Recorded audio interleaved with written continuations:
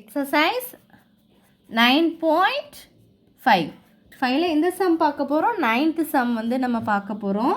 போன வாட்டி நம்ம பார்த்தது வந்து 8th சம். இப்போ நம்ம பார்க்க போகிறோம் 9th சம். இதுவும் இம்பார்ட்டன்ட் தான். ரெக்டாங்குலர் சம் கொடுத்துருக்காங்க. Rectangular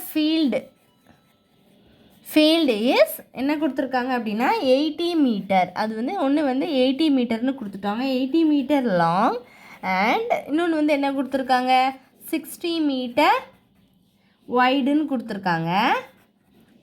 what will be the length of the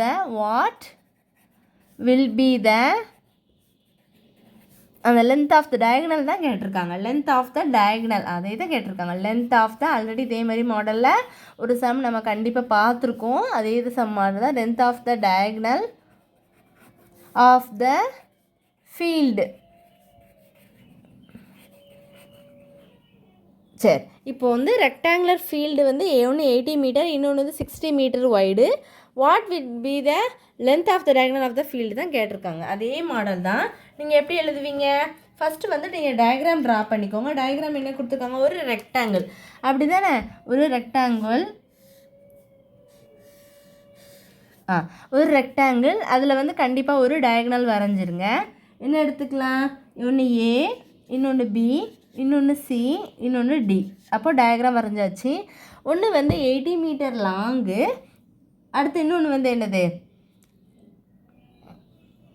long, அடுத்து 60 மீட்டர் வந்து வைடு அப்படின்னு சொல்லியிருக்காங்க.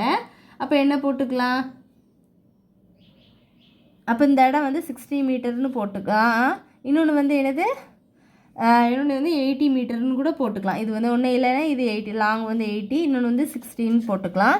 What will be the length of the diagonal? அதே மாதிரி தான் பிடி ஸ்கொயர் தான் நம்ம என்ன செய்யணும்? கண்டுபிடிக்கணும். அப்போ நம்மளுக்கு ஏபி ஸ்கொயரும் தெரியும், ஏடி ஸ்கொயரும் தெரியும்.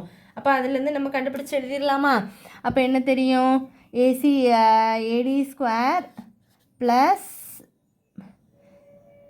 அதான் இது வந்து AD square plus BA square equal to BD square தான் நமக்கு தெரியாது.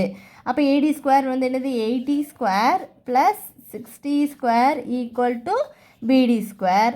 அப்போ 80 ஸ்கொயர்னா 6400 plus 3600 equal to BD square.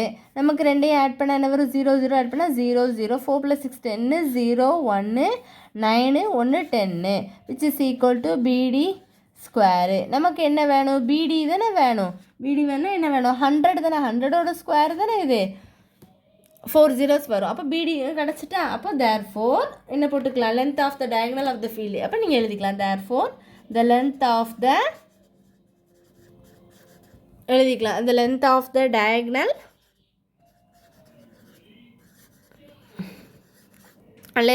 diagonal of the field வந்து என்னது? ஃபீல்டு வந்து எவ்வளவு? 100 சென்டிமீட்டர் அப்படின்னு சொல்லி சம் முடிச்சுக்கலாம். மொட்டையாக நீங்கள் வந்து என்ன பண்ணக்கூடாது?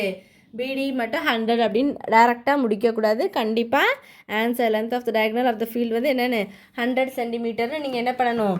கண்டிப்பாக எழுதணும். இவ்வளோதான் இந்த சம். எது டவுட்ஸ் இருந்தால் கண்டிப்பாக கேளுங்க. நல்லா போட்டு பாருங்கள். டயக்ராம் எல்லாமே உங்களுக்கு வந்து கண்டிப்பாக போடணும். அப்போ தான் உங்களுக்கு போட்டால் தான் யூஸ்ஃபுல்லாக இருக்கும் ஸ்டூடெண்ட்ஸ்.